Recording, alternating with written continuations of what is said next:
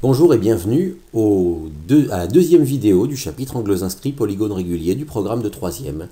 Dans cette vidéo, nous allons apprendre à dessiner des polygones réguliers en connaissant leur centre et un de leurs sommets. Donc qu'est-ce que c'est qu'un polygone régulier? En fait, un polygone régulier, c'est le plus perfectionné des polygones de sa famille. Donc c'est le polygone qui a le plus de choses possibles égales.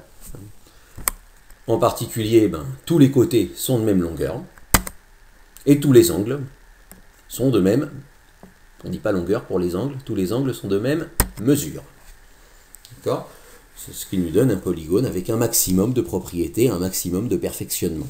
D'accord? Des polygones réguliers, vous en connaissez, il y en a même qui ont des noms spéciaux, donc voici un petit tableau que vous allez devoir compléter.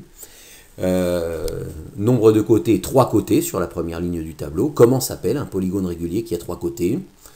De la même manière, 4 côtés, 6 côtés et 8 côtés. Mettez la vidéo en pause, réfléchissez-y, et quand vous pensez avoir les réponses, reprenez la vidéo.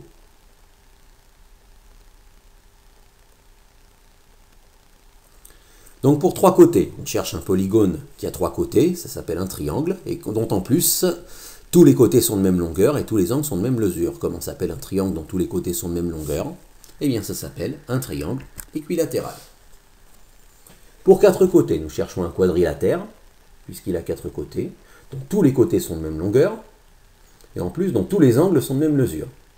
Si tous les côtés sont de même longueur, alors forcément c'est un losange, mais si tous les angles sont de même mesure, alors forcément c'est un rectangle. Et les losanges qui sont à la fois des rectangles, ça s'appelle des carrés.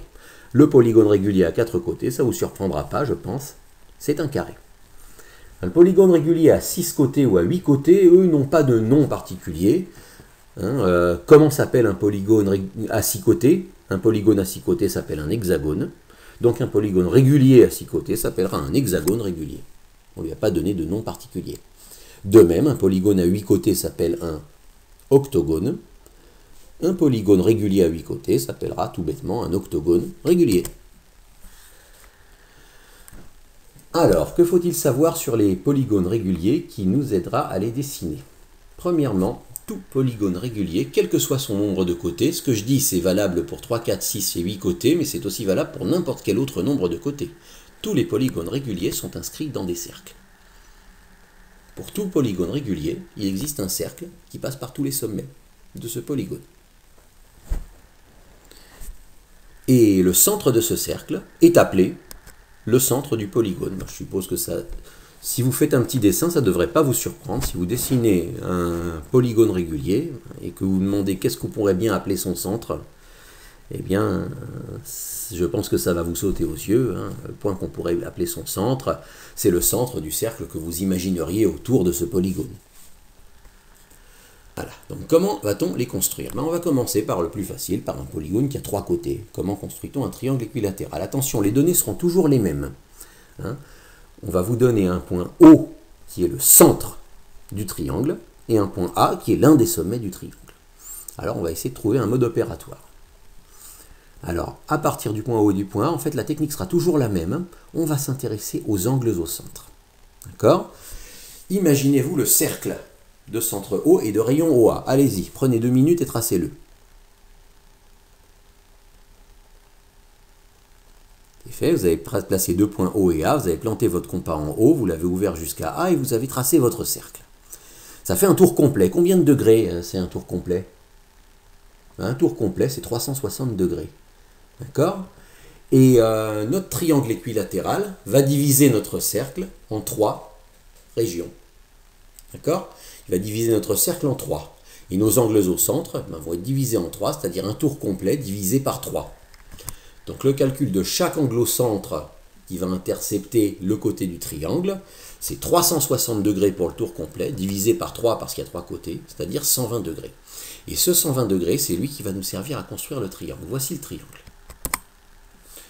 Donc dans quel ordre tout ceci a-t-il été dessiné? Bien, nous avons notre point O et notre rayon OA, nous avons tracé notre cercle, et à partir de ce rayon OA, on a pris notre rapporteur et on a mesuré 120 degrés. On a tracé l'angle de 120 degrés, il a coupé le cercle entre un nouveau point qu'on a appelé B. Et à partir de notre rayon OB, on recommence, on mesure à nouveau 120 degrés, et on obtient le 3e sommet du triangle C. Et une fois qu'on a A, B et C, il n'y a plus qu'à joindre le triangle, il n'y a plus qu'à joindre les 3 points, et ça me fait un triangle équilatéral. Les angles au centre valent 120 degrés, donc d'après le théorème de l'angle inscrit, les angles inscrits valent 60 degrés. Et un triangle dont tous les angles valent 60 degrés, c'est forcément un triangle équilatéral. Ne faites pas attention aux 6,93, j'aurais dû ne pas les mettre. Faites comme s'ils n'étaient pas là. Donc quel a été notre mode opératoire? Quelles ont été nos étapes dans la construction de ce triangle?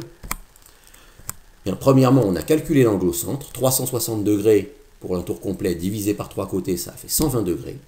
On a tracé notre cercle de centre haut et de rayon OA, et on a construit des angles au centre de 120 degrés comme on avait trouvé.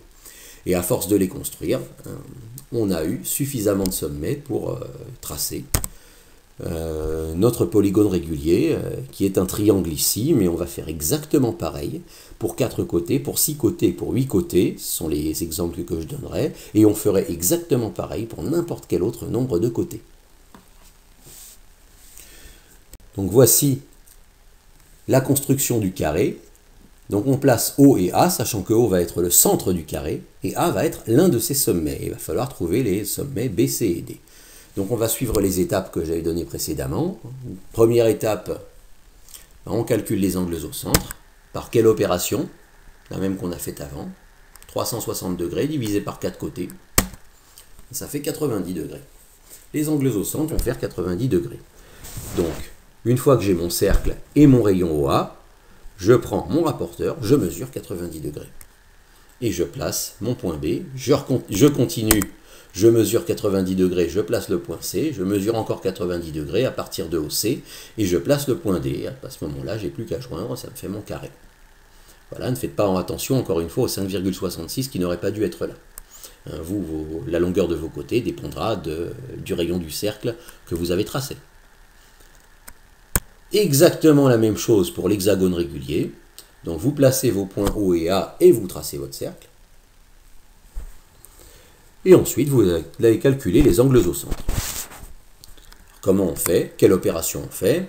360 degrés pour le tour complet. Je divise par combien de côtés? Par 6 côtés. 360 divisé par 6. Ça fait 60 degrés pour chaque angle au centre. Chaque angle au centre faisant 60 degrés.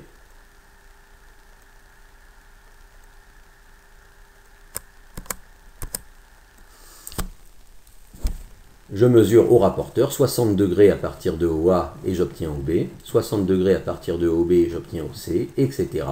J'obtiendrai le point D, le point E, le point F de la même manière, et lorsque je joindrai les points, j'obtiendrai un hexagone absolument régulier avec des côtés égaux, des angles égaux.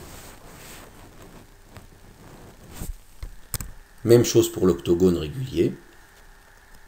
On place deux points O et A, on trace le cercle, et on calcule quel angle il va falloir prendre pour obtenir un octogone régulier. Donc 360 divisé par 8, et ça fait 45 degrés. Donc on construit à partir du point A, cette fois je l'ai mis de l'autre côté, ça n'a strictement aucune importance, à partir du point A, des angles de 45 degrés, suffisamment pour qu'on ait un joli octogone qui se referme, un octogone régulier à 8 côtés, qu'on puisse le tracer sans aucun problème. Voilà, et on ferait la même chose pour n'importe quel autre nombre de côtés. Mais nous, on va se borner à ces exemples 3, 4, 6 et 8 côtés.